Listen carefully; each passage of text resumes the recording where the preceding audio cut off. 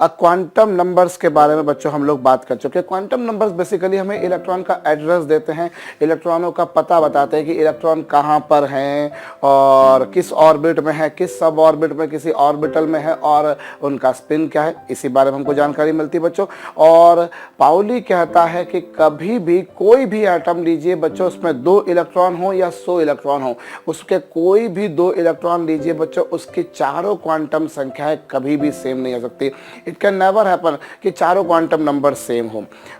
कोई ना कोई एक क्वांटम नंबर तो डिफरेंट होगा ही होगा। भाई जो क्वांटम नंबर्स हैं बेसिकली वो इलेक्ट्रॉन का एड्रेस बता रहे हैं, वो उनका पता बता रहे हैं। और इट कैन नेवर हैपन कि 2 इलेक्ट्रॉनों का एड्रेस सेम हो।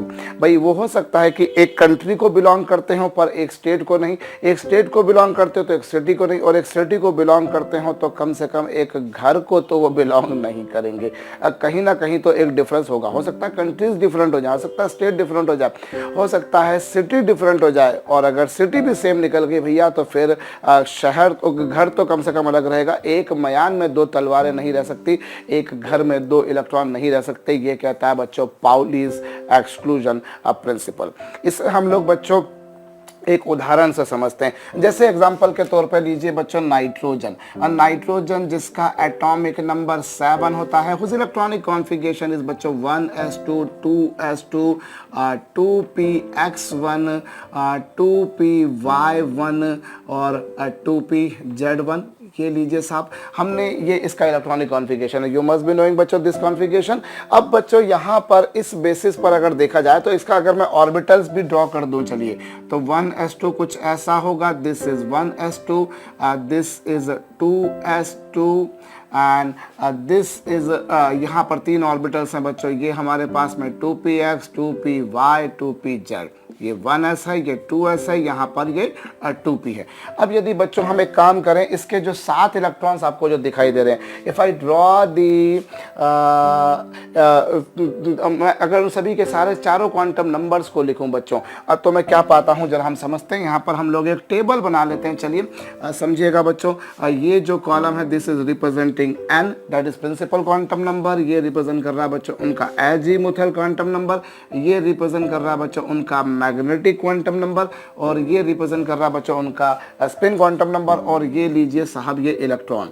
अब यहाँ पर 7 इलेक्ट्रॉन होंगे, मैं 7 लाइंस पहले ड्रॉ कर देता हूँ, 2 3 4 और ये 5 और ये 6 और नेचुरली नीचे वाला बच्चों 7वां। अभी पहला इलेक्ट्रॉन बच्चों ये रहा। अब ये जो पहला इलेक्ट्रॉन है बच्चों वो ये है, ये फर्स्ट ऑर्बिट में है, इसलिए n की वैल्यू 1 आएगी। भाई n की वैल्यू 1 आएगी, ये रहा। और चूंकि बच्चों वो s में है इसलिए l की वैल्यू 0, चूंकि वो s में बच्चों इसलिए l की वैल्यू 0। आई रिपीट, भाई फर्स्ट इलेक्ट्रॉन है, फर्स्ट इलेक्ट्रॉन ये रहा, n की वैल्यू कितनी 1, चूंकि वो फर्स्ट ऑर्बिट में इसलिए n की वैल्यू 1 और l की वैल्यू 0। और l की वैल्यू अगर 0 होगी बच्चों तो लाजमी है m की वैल्यू भी 0 होगी। m की वैल्यू -l से +l के बीच होती है। और s की वैल्यू कितनी साहब, +½ s की वैल्यू +½ अब बच्चों मैं सेकंड इलेक्ट्रॉन लेता हूं, तो सेकंड इलेक्ट्रॉन जो है बच्चों वो ये रहा। भाई ये फर्स्ट इलेक्ट्रॉन था, सेकंड इलेक्ट्रॉन ये रहा। सेकंड इलेक्ट्रॉन भी फर्स्ट ऑर्बिट में है इसलिए n1, सेकेंड और इलेक्ट्रॉन जो है फर्स्ट ऑर्बिट में इसलिए n1, and since it belongs to बच्चों s sub orbit, s sub orbit में है इसीलिए बच्चों l की वैल्यू जो होगी वो कितनी होगी, 0 होगी। l की वैल्यू 0 होगी और m की वैल्यू भी 0 होगी और s की वैल्यू बच्चों -½ s की वैल्यू कितनी, -½ अब बच्चों मैं तीसरे इलेक्ट्रॉन के बारे में बात करता हूं। जो तीसरा इलेक्ट्रॉन होगा बच्चों वो को ये रहा, वो तीसरा इलेक्ट्रॉन बच्चों सेकंड ऑर्बिट में है इसलिए n की वैल्यू 2। चूंकि तीसरा इलेक्ट्रॉन बच्चों सेकंड ऑर्बिट में इसलिए n की वैल्यू 2 है, और चूंकि वो s में है बच्चों इसलिए l की वैल्यू 0 है, और l की वैल्यू 0 तो बच्चों लाजमी है m की वैल्यू भी 0 होगी, और m की वैल्यू 0 और s की वैल्यू ये लीजिए +½ अब बच्चों मैं चौथे इलेक्ट्रॉन की बात करता हूं, talking about fourth electron. Fourth electron मतलब n की वैल्यू बच्चों 2। अब बिकॉज जो फोर्थ इलेक्ट्रॉन है बच्चों वो भी तो सेकंड ऑर्बिट में ही है ना, तो सेकंड ऑर्बिट में इसलिए n की वैल्यू 2, और चूंकि बच्चों वो s में है इसलिए l की वैल्यू 0, और l की वैल्यू 0 तो नेचुरल सी बात है बच्चों, ऑब्वियस हो जाता है m की वैल्यू भी 0 होगी, और s की वैल्यू क्या बच्चों, -½ आई रिपीट। अब बच्चों ये अगर देखा जाए तो ये फोर्थ इलेक्ट्रॉन सेकेंड ऑर्बिट में था, s में था L0 M0 और s की वैल्यू बच्चों -12। अब बच्चों मैं पांचवें इलेक्ट्रॉन के बारे में बात करता हूँ। पांचवा इलेक्ट्रॉन जो है बच्चों that is in second orbit. अब पांचवा इलेक्ट्रॉन बच्चों सेकेंड ऑर्बिट में है, ये लीजिए पांचवा इलेक्ट्रॉन बच्चों सेकेंड ऑर्बिट में था, मैंने कर दिया। और बच्चों वो p में है इसलिए l की वैल्यू 1। अब p में है बच्चों इसलिए l की वैल्यू कितनी 1, ये कुछ आ गया। और m की वैल्यू कितनी बच्चों, m की वैल्यू जो होगी अब वो -1 से +1 तक होगी इंक्लूडिंग 0।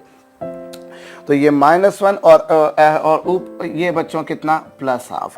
अब बच्चों मैं यहाँ पर छठा इलेक्ट्रॉन लेता हूँ। I am talking about this sixth electron. Sixth electron जो है बच्चों वो सेकंड ऑर्बिट में इसलिए N2 और चूंकि वो p में है बच्चों इसलिए L1। अब मैं बात कर रहा हूँ सिक्स्थ इलेक्ट्रॉन की, तो सिक्स्थ इलेक्ट्रॉन बच्चों सेकंड ऑर्बिट में है N2 और उसमें वो चूंकि p में है इसलिए L1 और m कितना बच्चों, m इसका +1 और s जो है बच्चों दैट इज इक्वल टू +12, ये +12 हो जाएगा। और उसके बाद में बच्चों हम लोग सेवंथ इलेक्ट्रॉन के बारे में बात करें तो जो सेवंथ इलेक्ट्रॉन होगा बच्चों, जो सेवंथ इलेक्ट्रॉन होगा वो भी आप गौर कीजिए that is also present in second orbit. Seventh electron जो है बच्चों वो भी सेकेंड ऑर्बिट में ही है और p में है बच्चों इसलिए L1, p में है इसलिए L1 और m कितना बच्चों उसका 0, M0 और ये लीजिए साहब ये आपके पास में आ गया +12। आपने बच्च सातों इलेक्ट्रॉन लिख दिए। मैं एक बार फिर से रिपीट कर देता हूँ बच्चों। ये पहला इलेक्ट्रॉन अब फर्स्ट ऑर्बिट में N1, s में है L0 तो M0 हो जाएगा और संभाव्य रूप से s की वैल्यू +12। और बच्चों सेकेंड इलेक्ट्रॉन के बारे में हम बात करें तो सेकेंड इलेक्ट्रॉन जो होगा वो फर्स्ट ऑर्बिट में ही है और s में है L0 M0, s की वैल्यू -12। ये थर्ड इलेक्ट्रॉन के बारे में बात करें बच्चों वो सेकेंड ऑर्बिट में s में L0 तो अवश्य भावी रूप से m भी 0 हो जाएगा, s की वैल्यू +12। फोर्थ इलेक्ट्रॉन के बारे में बात करें वो सेकेंड ऑर्बिट में है, L है इसलिए m चूंकि वो s में इसलिए L0 M0 और ये ऐसे ही पांचवें इलेक्ट्रॉन के बारे में बात करें बच्चों वो सेकेंड ऑर्बिट में है, L1 हो जाएगा, m जो है बच्चों वो -1 और s की वैल्यू +12।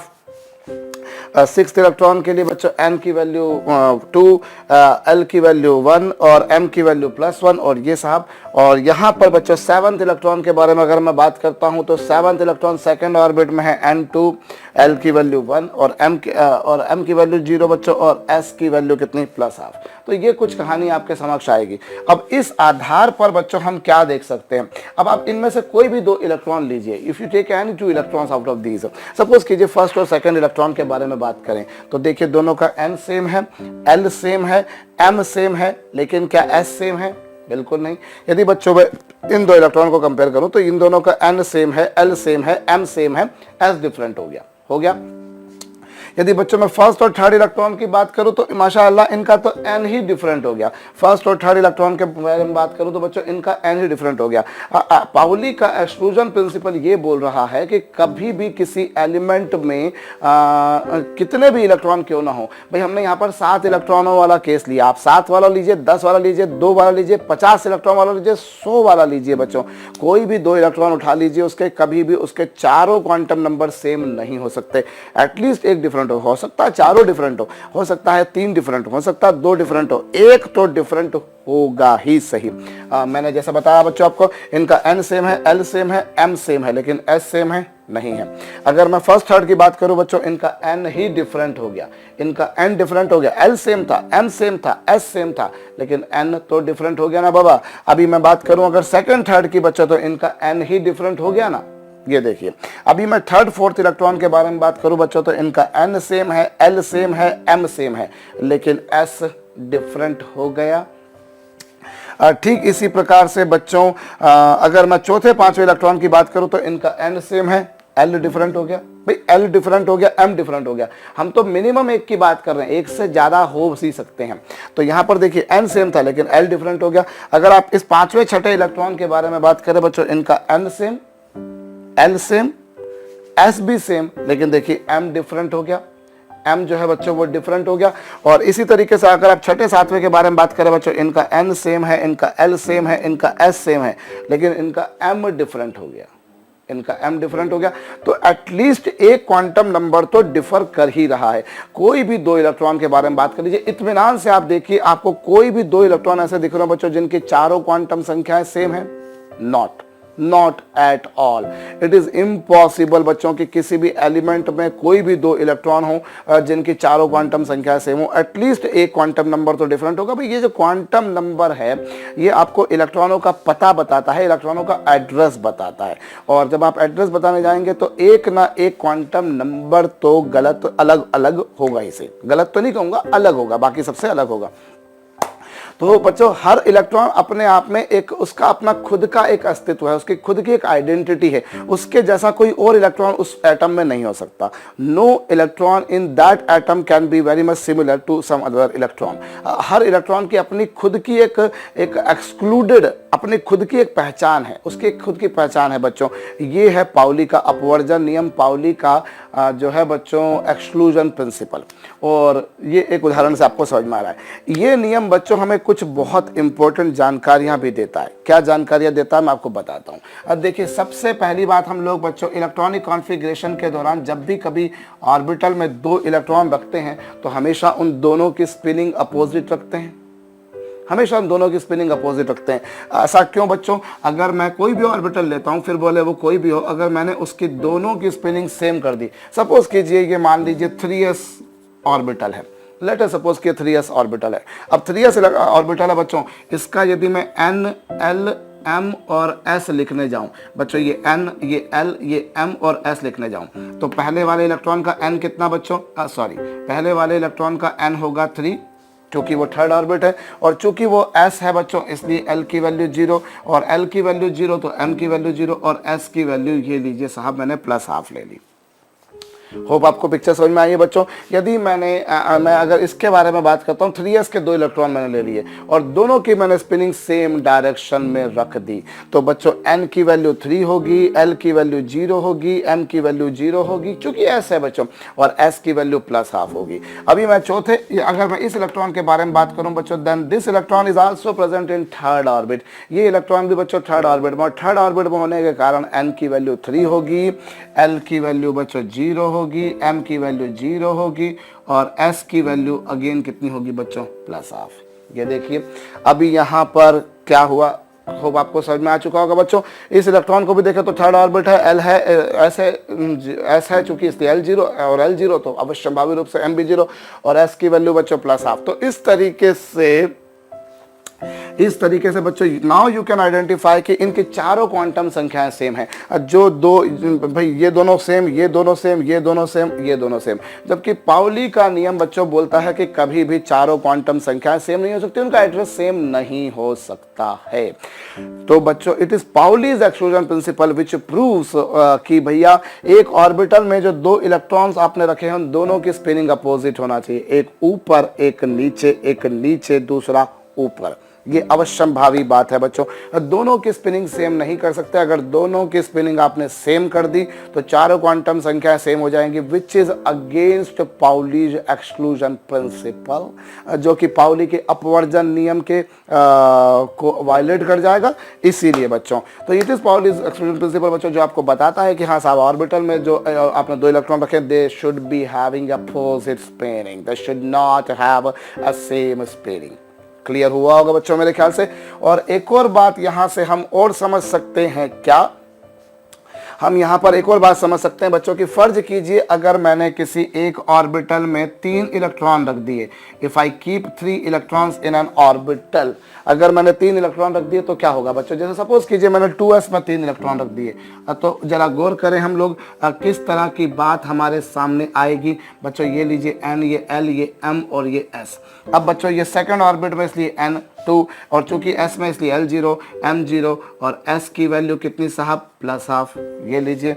अब बच्चों मैं अब मैं अगले इलेक्ट्रॉन के बारे में बात करूं, अगला इलेक्ट्रॉन भी चूंकि सेकंड ऑर्बिट में ही है इसलिए n2, और n2 तो l0, और चूंकि ऐसा इसलिए l0 तो m0, और s की वैल्यू कितनी साहब? -½ अब मैं अगले इलेक्ट्रॉन के बारे में बात करता हूं बच्चों, that is again present in second orbit, and since it is in s sub orbit so l would be 0, and L equals to 0 says that M should also be equals to 0 and S equals to बच्चों plus half. Now what you see, you people can see easily that इस case में भी बच्चों चारों quantum संख्या same हो गई। कौन सी? अभी पहले और तीसरे इलेक्ट्रॉन के बारे में अगर आप बात करें बच्चों, तो पहले और तीसरे इलेक्ट्रॉन का ये सेम, ये सेम, ये सेम और ये भी same. What does it mean? It means that चारों क्वांटम संख्या सेम हो गई। अगर आपने ऑर्बिटल में बच्चों 2 से ज्यादा इलेक्ट्रॉन रख दिए, 3 कर दिए, तो पहले और तीसरे की सारी सेम आ रही हैं। ऐसे ही 4 कर देते तो दूसरे और चौथे की सेम आती, 5 कर देते तो पहले, तीसरे, पांचवे की सेम आती। भैया अभी 3 में आपने देखा, अभी आपने 3 में देखा कि क्या हुआ इस केस में, इन दोनों की सेम आई। अगर बच्चों ऐसे ही मैं 4 कर देता हूं, सपोज कीजिए एक ऑर्बिटल में अगर मैंने 4 इलेक्ट्रॉन रख दिए, ये लीजिए साहब, ये फर्स्ट, ये सेकंड, ये थर्ड, ये फोर्थ, तो यहाँ पर बच्चों इन दोनों की सेम होगी, ऐसे ही इन दोनों की भी सेम होगी। सो ये बच्चों पाउली का अपवर्जन नियम है, जो ये कहता है कि आप एक ऑर्बिटल में जो 2 इलेक्ट्रॉन रखते हैं उनकी स्पिनिंग अपोजिट होना चाहिए। This is the correct way of representing and this is a wrong way. And why it is wrong way that we have seen here. Generally books में बच्चों पाउलीज एक्सक्लूजन प्रिंसिपल पहले लिखा होता है, पर मुझे वो थोड़ा सा कंफर्ट जोन में नहीं दिखता, मैं बाद में कराया करता हूँ। इसीलिए उस समय हम लोगों ने देख लिया था कि ये गलत है, और क्यों गलत है वो अब देख रहे हैं आप लोग बच्चों। तो इट इज पाउली रूल बच्चों विच सेज दैट जो 2 इलेक्ट्रॉन रखे दोनों की स्पिनिंग अपोजिट होना चाहिए, और दोनों की स्पिनिंग अपोजिट होना चाहिए। अगर स्पिनिंग सेम हो गई तो चारों क्वांटम संख्या सेम हो जाएंगी, जो कि वायलेट करेगा बच्चों पाउलीज एक्सक्लूजन प्रिंसिपल को। और secondly, N orbital can not accommodate more than 2 electrons. If it accommodates more than 2 electrons, then you will find a quantum numbers of 2 electron would be becoming same, which is practically not possible. 3 नहीं हो सकते, 4 नहीं हो सकते, क्योंकि पहले तीसरे दूसरे चौथे जितने भी ऑड नंबर वाले होंगे, जितने भी इवन नंबर वाले होंगे, उनकी सारी क्वांटम संख्याएं सेम हो जाएंगी। तो ये बच्चों पाउली का नियम है। इवन जैसे एक क्वेश्चन बना करता है बच्चों की, जब हम ये कहते हैं कि साहब इलेक्ट्रॉन को सबसे कम एनर्जी में आप रखिए, पहले आप सबसे कम एनर्जी में रखिए, फिर ज्यादा एनर्जी में रखिए, फिर और ज्यादा एनर्जी में रखिए। तो भाई जब नाइट्रोजन के पास में 7 इलेक्ट्रॉन थे, तो 7 इलेक्ट्रॉन को क्यों ना पहले ही ऑर्बिटल में रख दिया जाए? Why we should not keep all the 7 electrons in the first orbital itself?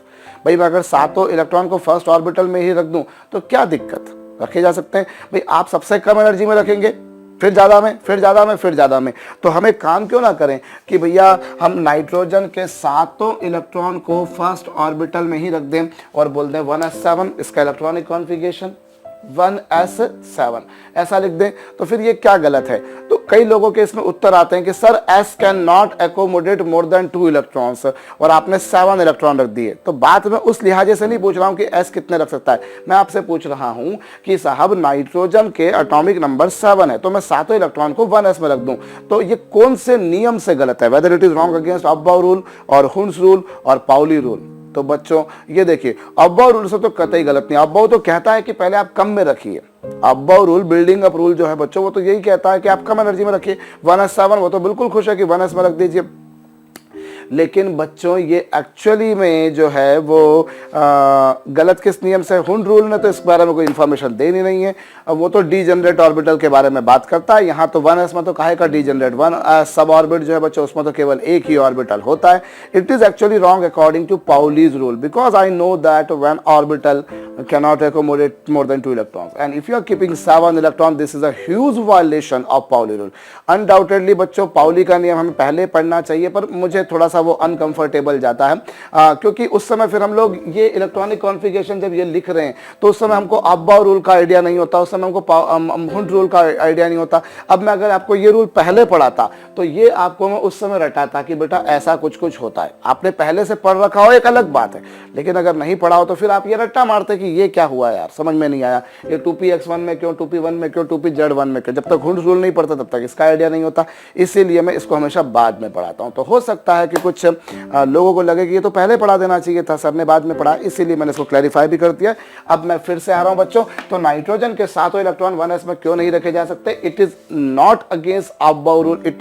About rule तो ये कहता है कि कम एनर्जी में रखिए, पर बच्चों ये पाउली रूल है जो बताता है कि ऑर्बिटल में आप 2 से ज्यादा इलेक्ट्रॉन नहीं रख सकते, और वो जो 2 इलेक्ट्रॉन रखने हैं बच्चों, उन दोनों की स्पिनिंग अपोजिट होना चाहिए। अगर आपने सेम कर दी तो वो बहुत बड़ा पाप होगा। अब बच्चों हम आगे बढ़ते हैं, और इसी नियम के आधार पर बच्चों हम लोग एक और बात बोल सकते हैं कि आप एक बात जानते हैं बच्चों, एस सब ऑर्बिट जो होता है, एस सब ऑर्बिट में केवल एक ही ऑर्बिटल होता है भाई। एस सब ऑर्बिट में एक सेकेंड, एस सब ऑर्बिट में बच्चों केवल एक ही ऑर्बिटल होता है। एस सब ऑर्बिट जो है बच्चों, उसमें केवल एक ही ऑर्बिटल होता है। It has only 1 orbital. इसमें कितने ऑर्बिटल्स होते हैं? It has only 1 orbital. और इसी कारण से बच्चों एस में अधिक से अधिक 2 ही इलेक्ट्रॉन आ सकते हैं। रिपीट, एस सब ऑर्बिट में कितने ऑर्बिटल्स हैं? Only 1। It has only 1 orbital. कौन सा? एस। सो बच्चों इसमें केवल और केवल 2 इलेक्ट्रॉन ही जा सकते हैं। और यदि बच्चों मैं पी सब ऑर्बिट की बात करता हूं तो उसमें बच्चों कितने ऑर्बिटल्स हो सकते हैं? उसमें 3 ऑर्बिटल्स होते हैं। कौन कौन से होते हैं? दैट यू नो दैट बच्चों, पी एक्स है, पी वाई है, पी जेड है। तो बच्चों हर किसी में 2-2 इलेक्ट्रॉन। भाई this orbital can accommodate 2 electrons, this orbital can accommodate 2 electrons, this orbital can also accommodate 2 electrons. So ultimately बच्चों देयर आर 3 और sub orbitals. So ultimately it can accommodate at most 6 electrons. इसमें बच्चों अधिक से अधिक भी अगर देखा जाए तो 6 इलेक्ट्रॉन हो सकते हैं। 6 से ज्यादा इलेक्ट्रॉन्स इसमें नहीं हो सकते। उसके बाद में बच्चों यदि मैं डी सब ऑर्बिट की बात बोलूं तो डी सब ऑर्बिट में 5 ऑर्बिटल्स होते हैं बच्चों। It has 5 orbitals. वो d x y y z, ये चलिए लिखे देता हूं मैं। डी एक्स वाई है, डी वाई जेड है, डी जेड एक्स है, d x square minus y square है, और डी जेड स्क्वायर है। और बच्चों इसमें कुल मिलाकर कितने होंगे? 5 × 2 यानी कितने बच्चों? 10 इलेक्ट्रॉन, 10 इलेक्ट्रॉन्स। और बच्चों एफ सब ऑर्बिट में कितने? देयर आर 7 ऑर्बिटल्स, हम लोग जानते हैं बच्चों। और उसमें फिर कुल मिलाकर कितने हो जाएंगे? 7 × 2 यानी कि 14 इलेक्ट्रॉन। तो आप लोग जानते हैं बच्चों एस में 2 हो सकते हैं, पी में 6 हो सकते हैं, डी में 10 हो सकते हैं, और एफ में 14। और कारण कहां से आया बच्चों? वो पाउली का अपवर्जन नियम बड़ी प्यार से उसे सिद्ध करता है बच्चों। एस में 2, पी में 6, डी में 10 और एफ में बच्चों 14। इसमें क्वेश्चन भी बना करता है, how many electrons can be accommodated in P orbital. P orbital में कितने इलेक्ट्रॉन्स हो सकते हैं? ये एक ऑब्जेक्टिव बच्चों, आपके पास में एक ऑप्शन है 2, एक ऑप्शन है 6, एक ऑप्शन है 10 और एक ऑप्शन है बच्चों 14। I repeat, how many electrons can be accommodated in P orbital. कितने हो सकते हैं बच्चों? अब पी में 6 हो सकते हैं। तो ऑप्शन क्या आएगा बच्चों? ऑब्वियसली 6 आएगा। मैं दावे के साथ कह सकता हूं बच्चों, आपने भी कर दिया होगा, बड़ा सिंपल सा क्वेश्चन था। अब अभी आपके सामने ही लिखा है कि कितने हो सकते हैं। तो नेचुरल आंसर क्या आएगा बच्चों? बी आएगा। और फिर मैं एक बात दावे के साथ कह रहा हूं बच्चों, अगर आपने ऐसा करा है तो ये गलत है, इट इज रॉन्ग। क्वेश्चन को ध्यान से सुनते बच्चों तो आप गलती नहीं करते। मैंने आपसे पूछा पी ऑर्बिटल में कितने हो सकते हैं? बच्चों ऑर्बिटल कोई भी हो उसमें सिर्फ 2 ही हो सकते हैं। अगर वो आपसे पूछते पी सब ऑर्बिट में कितने हो सकते हैं तो ऑफकोर्स आप बोलते 6। दुनिया की कोई ताकत आपको नकार नहीं सकती थी अगर वो पी सब ऑर्बिट में पूछते। But they didn't ask P sub orbit. ये जो मैंने लिखे हैं सब ऑर्बिट में लिखे हैं। ऑर्बिटल कोई भी बच्चों, पी में of course P sub orbit is composed of 3 orbital, P X, P Y, P Z. Orientations of them are different along, they are actually oriented along different axis, that you know बच्चों। But अभी मैंने P sub orbit पूछा, क्या मैंने P orbital पूछा? और orbital कोई भी हो, अगर सपोज कीजिए आपसे बोलते थे डी ऑर्बिटल में कितने हो सकते हैं, तो भी आप कितने बोलते बच्चों? 2 ही बोलते। आप 10 नहीं बोलते, आप 14 नहीं बोलते, सॉरी 10 नहीं बोलते, हाँ डी सब ऑर्बिट बोलते हैं तो बच्चों 10। तो ये जो पाउली का रूल है बच्चों, ये हमें बताता है कि एक ऑर्बिटल में आप 2 रख सकते हो और एक सब ऑर्बिट में कितने रख सकते हो, वो भी इस बात से पुष्टि होती है बच्चों। और इसी नियम के आधार पर हम प्रूव कर सकते हैं बच्चों कि किसी भी ऑर्बिट में बच्चों मैक्सिमम से मैक्सिमम 2n² इलेक्ट्रॉन्स रखे जा सकते हैं। भाई फर्स्ट में 2, दूसरे में 8, तीसरे में 18, 32, वो नियम भी बच्चों, ये 2n² रूल जो आया ये भी पाउली के रूल से ही आया। पाउली के रूल से आया कैसे? क्योंकि अगर मैं बात करता हूं बच्चों फर्स्ट ऑर्बिट की, यदि बच्चों मैं के शेल की बात करता हूं तो के शेल में आपको पता है सिर्फ 1s होता है और कुछ नहीं, और s में अधिक से अधिक कितने हो सकते हैं बच्चों? 2। और फिर बच्चों मैं यदि एल शेल की बात करता हूं तो एल शेल में कितने हो सकता है? एल शेल में क्या होगा बच्चों? 2s और 2p। अब s में 2 और p में 6, मतलब कुल मिलाकर कितने बच्चों? 8। यदि मैं बच्चों एम शेल की बात करता हूं तो इसमें होंगे 3s, इसमें 3p और 3d। और 3s में बच्चों कितने? 2, 3p में बच्चों 6 और 3d में बच्चों 10, और कुल मिलाकर हो गए 18। इसी तरीके से बच्चों यदि मैं एन शेल की बात करता हूं तो इसमें होगा बच्चों 4s, 4p, 4d, 4f, और बच्चों इसमें होंगे 2, इसमें 6, इसमें 10 और इसमें बच्चों 14, और कुल मिलाकर हो जाएंगे बच्चों 32। तो ये जो 2n² रूल आया बच्चों, even this has been derived using Pauli's exclusion principle. अब बहुत बार ये जहन में आता है बच्चों कि हम लोगों ने जूनियर क्लास में पढ़ा है 2n² रूल, तो आप लोगों ने जूनियर क्लास में ही पढ़ा है कि भाई फर्स्ट ऑर्बिट में 2, दूसरे में 8, तीसरे में 18, चौथे में 32 रखे जा सकते हैं। शायद कभी जहन में ये आया हो कि ऐसा क्यों, why only these many electrons can be accommodated in any orbit. किसी भी शेल में, किसी भी ऑर्बिट में इतने ही क्यों, इससे ज्यादा क्यों नहीं, इससे ज्यादा क्यों नहीं? ये हो सकता है आपके किसी के जहन में आया, अगर नहीं आया तो आना चाहिए। बच्चों देखो साइंस में बिना कारण के कुछ नहीं होता। There is nothing which occurs without any reason. हर बात का रीजन है, और केमिस्ट्री में ऐसी कई जगह पे हमको चीजें मिल जाती जिनका हम रीजन एक्सपेक्ट करते हैं कि हाँ ऐसा कुछ कुछ होगा। मिल गया तो सुभान अल्लाह, और नहीं मिला बच्चों तो फिर उसके रीजन के लिए सोचा जाता है कि ऐसा क्यों नहीं हुआ, फिर उसका एक नया रीजन बनाया जाता है। पीरियोडिक टेबल में आप लोग इस तरह की कुछ चीजें देखेंगे बच्चों। बट अभी के लिए मैं सिर्फ आपको इतना बता रहा हूं बच्चों कि ऑर्बिटल में 2 हो सकते हैं, सब ऑर्बिट में कितने बच्चों? 2, 6, 10 और 14, जिसको हमने सिंपली बोल दिया था बच्चों कि किसी भी सब ऑर्बिट में जो है वो 2 × 2l + 1 हो सकते हैं। 2 × 2l + 1। भाई s के लिए l की वैल्यू 0 होगी, इसके लिए 1, इसके लिए 2, इसके लिए 3, इसके लिए 3, ये आप जानते हो बच्चों, है ना? तो वो हम लिख चुके थे कैसे, वो यहाँ पर आ गया। और ऐसे ही बच्चों 2n² क्यों हो सकते हैं, वो आपको यहाँ से क्लियर हो गया कि ये के शेल में कितने बच्चों? 2, इधर कितने? भाई s में 2, p में 6, कुल मिलाकर p में 6 होंगे। p सब ऑर्बिट में 6 होंगे, लेकिन p ऑर्बिटल में बच्चों 2 ही होंगे। तो इस तरीके से 2n² रूल भी बच्चों इसी नियम के आधार पर सिद्ध किया जा सकता है। मैंने मिटा दिया है, अगर आप कॉपी नहीं कर पाए हो तो थोड़ा सा वीडियो को पीछे ले जाकर कर लीजिएगा बच्चों। और मैं एक और बात बच्चों, चलिए इस पर हम देखते हैं, हम एक छोटा सा क्वेश्चन कर लेते हैं बच्चों। जो हमारे तीनों जो नियम है, अब पाउलीज एक्सक्लूजन प्रिंसिपल और हुन्स रूल और अबाउ रूल, तीनों को प्रॉपर्ली एक्सप्लेन कर देगा बच्चों। तो एक सरल सा क्वेश्चन लिखिएगा बच्चों, which of following electronic configuration is correct? Which of following electronic configuration is correct? बिल्कुल फंडामेंटल क्वेश्चन बच्चों में बना कर दे रहा हूं आपको, जिससे आपको इन तीनों नियमों को रिकॉल करने में आसानी हो जाएगी और आपका जो है फंडामेंटल्स एक बार अच्छे से और क्लियर हो जाएंगे। Which of following electronic configuration is correct? बच्चों यहाँ आपको लिखा है 1s, फिर यहाँ लिखा है बच्चों 2s और फिर यहाँ पर लिखा है बच्चों 2p।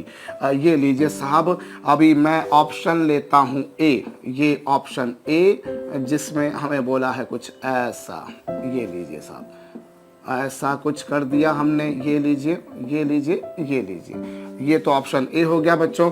ऑप्शन B जो है वो आपको दे रखा है बच्चों कुछ ऐसा। होप आपको बनाते से ही समझ में आ गया होगा कि हाँ सबने कौन सा गलत किया है और कौन सा सही किया है। अभी ये एक और लेते हैं। चलिए साहब, हम यहाँ पर जो है कुछ ऐसा, फिर कुछ ऐसा और फिर बच्चों कुछ ऐसा, ये लीजिए। और ऑप्शन डी जो है बच्चों वो मैं बना देता हूँ कुछ ऐसा, ये लीजिए।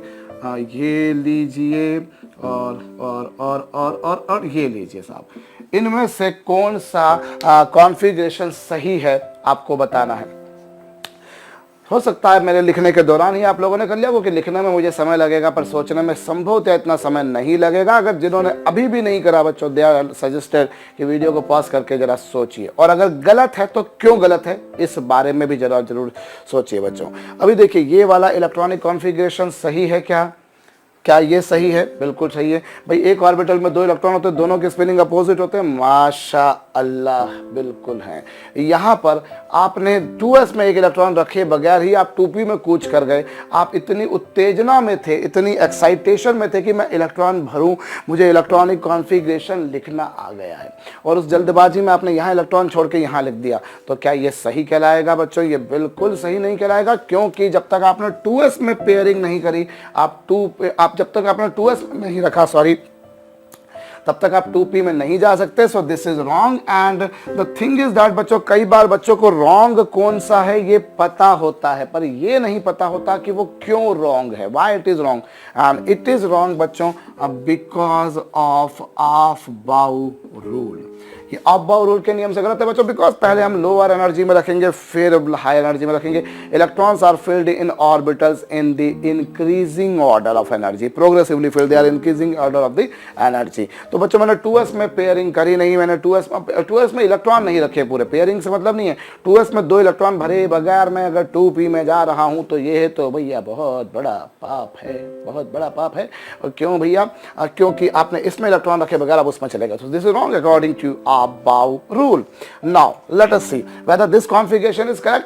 देखिए बच्चों, एक ऑर्बिटल में आप 2 इलेक्ट्रॉन रख सकते हो, दुनिया की कोई ताकत आपको रोकने से नहीं रोकेगी बच्चों, पर ये तो रोकेगी ना कि आपने दोनों के स्पिनिंग सेम कर दिए। So this is wrong according to बच्चों पाउलीज एक्सक्लूजन प्रिंसिपल। ये पाउली के रूल से गलत है बच्चों।